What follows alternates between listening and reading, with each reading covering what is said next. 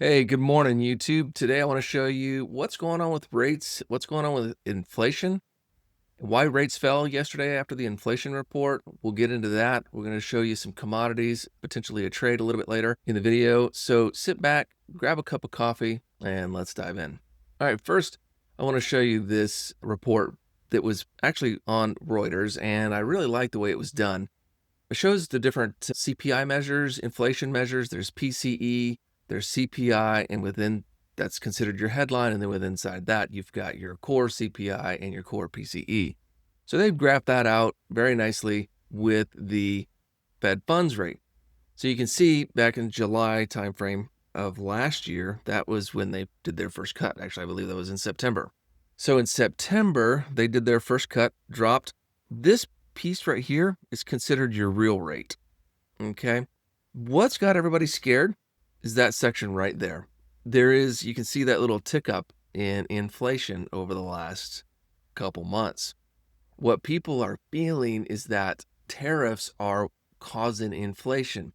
And I've said all along that tariffs will cause a one-time bump. They will cause the bump to go up. Think of it this way. You've got tax. If you apply a 30% tax on something, that doesn't cause inflation. Yes, the price would increase if I have to pay that tax. Sure, I'm going to pay that extra 30, but it does not cause my price to keep going up. So it's not like this month I pay a 30% tax. Next month I pay a 31 or 32. My price is going to go up even higher because of that tax. I would argue that it would actually drop. And that's what many economists are arguing about right now is, are tariffs inflationary? And that's the narrative that's out there, is tariffs are inflationary. No, they're not. They're a one-time bump, and they do not cause a price to increase over time. Inflationary would be like this. Every single month it's going to go higher and higher. It's going to go up, and then it's going to continue its path down. So in looking at this, you can see that the path has been down. You've got this bump. Give it a couple of months. Let the prices work through the system. You're going to have a bump. You may even have another bump in August and July. But then in the fall, it's expected to go back down. So just wanted to highlight that. Let's go into inflation a little bit. So looking at some of the numbers right here, 2.7%. That's your headline inflation. Your core inflation is this number here, 2.9. That actually came in line with expectations. Expectations was actually 3, but yet if you look at the way the market responded, everybody's looking at that chart that we saw before, and they're seeing that it actually increased, even though it was at or below expectations in all the categories. So going down the list, food, look at that, 3.8%. That kind of went up a lot. And then you've got some energy components. Most of those went down. And then you've got some other commodities that went up. That's pretty decent. This is year over year unadjusted. So it's not seasonally adjusted because there is no seasonality because you're going from June to June. Take a look at this. This is seasonally adjusted. And you can see that right here, commodities went up quite a bit, 0.2%. So if you just took 0.2 and you annualize that, that's actually was that 2.4? So 2.4% increase. So that's a big one. New vehicles, look, this is going down. Apparel, I expected apparel to go up because, as you would expect, you're importing more stuff. Yeah, month over month, it's been going down. And then all of a sudden, yeah, you're 0.4, totally makes sense. Shelter, look at shelter. So 3.8, and then month over month, 0.2. So this is coming down. But I want to show you something super interesting with shelter. Shelter is made up of rent and owner's equivalent rent, which is basically the mortgage holder, someone who owns a home, what they think they can get for rent. And that actually makes up a pretty good chunk of CPI. So let's jump into that. I'm actually showing you the CPI report here. Let's go down to where we get the breakdown. And you can see here, look, shelter makes up 35% of CPI. There's your importance. So food makes up 13%, energy 6%, the core is 80%, and then you go inside of the core, and then you can see the different breakdowns. So shelter is 35%, so it has a very big weight on CPI. This is where the interesting thing comes in. Take a look at rent. So actual rent is 7.5% of relative importance. But what I think I can get for rent is 26%. So if I'm wrong in my survey and I'm saying, hey, I got this house and I think I can get, I'm not renting it, right? So you can't really take my mortgage payment year over year because mortgage payments don't change. So what they do is they survey, and then I'm thinking, hey, this is what I think I can get for rent based on what I've been told. It gets even more interesting. So 26% is made up of perception. Let's go over here. So this is actual rent. That's that 7% that we looked at over the last several years. And this is the perception of what owners think. This is the owner's equivalent rent. Here's what's interesting. Let's zoom in a little bit and I'll go back to 2020. So my actual rent observations are higher than what I think I can get. Housing starts going up, but look, it lags. The other thing is, by the way, the government BLS tracks this, it's not taking last month's rent. It's actually taking a rolling 12 months. So you're still measuring rent from 1 year ago, actually 11 months ago, and then they roll it. So that in itself is a laggard. Look at this. So housing is going through the roof. Actual rent is high. What I think I can get, I'm still not caught up, right? In my mind, I'm not caught up with what actual rent is charging, and that's in 23. But look at here. Super fascinating. Actual rent is dropping, but I haven't caught up. As a homeowner, I haven't caught up with what my actual rent is, so I'm still thinking that I can get more than I can. And look, it's 4.16% compared to actual rent of 3.77. This is actual data from Zillow. So what you're looking at here is I went back to 2023, the first part of 2023, all the way up until now. And what actual rent was observed by Zillow that is not a rolling 12 months, but is actual. So this was almost 7% back in the first part of 23. But look at here, it's 2.9%. That's what you would expect year over year is 3%, not 4. What do they say? 4.16. That's what they think they can get for rent. By the way, the BLS is measuring it by what homeowners are thinking. Actual rent observations argue otherwise. It's actually 2.9% and falling. So when that catches up, you'll see the inflation number drop. That's why I believe the inflation job is done. After the tariff effects go in and you have that bump, it should drop. Take a look at this. So this is CPI. This is shelter. You can tell that, by the way, it lags from what actual CPI is. CPI is a lot more sensitive than home prices, and that totally makes sense.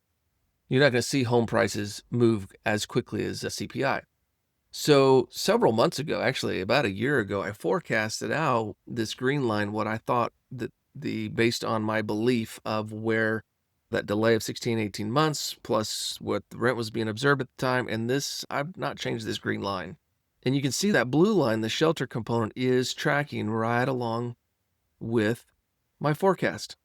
So eventually this is going to get down to 3.5% instead of the 4.2, which mathematically speaking, if you have something that's 35% of CPI and it's 1% off, right? Because we're 2.9 on Zillow, and we know that the owner's equivalent rent is higher than, what their perception is, what they can actually get for rent is higher.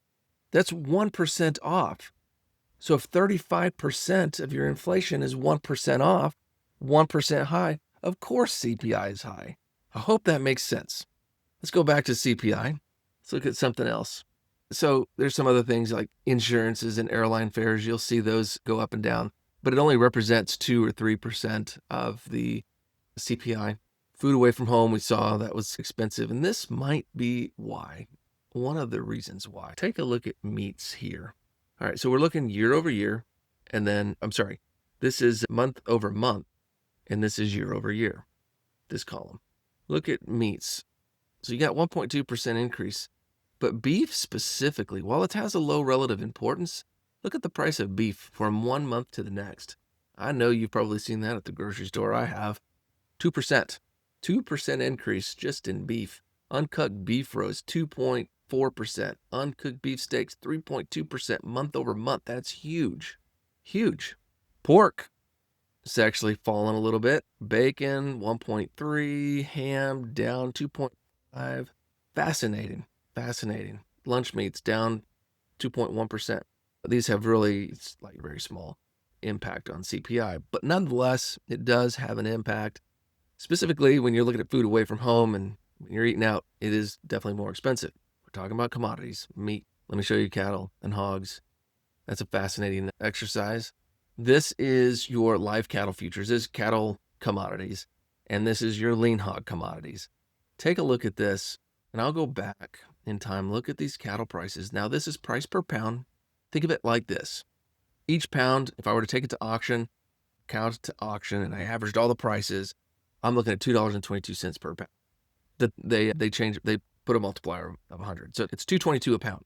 If I had a cow out in my field, I remember back in the day, several years ago, you could buy a calf for a dollar a pound, and now calves are probably around $3.50, $4 a pound. But all in, this is $2.22 a pound. And look at this. Look at this. For the last year, it's been climbing and going from $1.80 to $2.22 a pound. That's one reason why you're seeing that beef price go up. But look at hogs. They actually went up as well, but not as much. Definitely not as much. And over the last few days, it's definitely fallen. Now, what I've got here is the spread in between hogs and cattle. Simply put, it's cattle minus hogs in prices. So I'm taking this price here, 222 minus whatever this is over here, 79 cents. And so your dollar, where that comes out to, $1.40. Now, this is the futures. So this is the front month contract. I'm going to get a little technical here. The front month contract is July. So this is July contract. What I have pictured up here is the December contract. Take those two prices and say, what's the difference between that? And that is here. You're looking at $1, as of yesterday, $1.40. The average spread in between hogs and cattle is roughly 60 to 80 cents. So that means beef prices are a lot more expensive compared to hog prices. You can actually set this up as a trade. I am currently long in it. I got in roughly about right here at this $1.35, $1.36 mark, knowing that, and I gave myself plenty of time, so I gave myself a December contract, that eventually prices will fall back to their mean level, and we should see some retracement back into the $1.30. And eventually, one day, when markets settle out, you'll see it come back to around that probably 80 to 90 cents spread differential. I don't think it's going to happen before December, though. The reason why you have these two divergences is cattle. We've got a lot of imports from cattle from Brazil, or we got a lot of imports from Brazil. Actually, I think it's one of our biggest places that we get. Trump recently, in the last week, placed a 50% tariff. So there's not going to be as much supply coming in, we think. And then hogs there's actually a lot of hog farmers. I think I read a statistic that this year, the bankruptcies for farms have already exceeded what bankruptcies have been the year before in 24. So all that said, what you're looking at here is you need about 90 cents a pound for a hog operation to be profitable. We're at 79 cents, so that's squeezing a lot of farmers. That's why you're seeing the bankruptcies, but you've got a big supply glut with hogs right now. Hogs, you've got more production, more pork.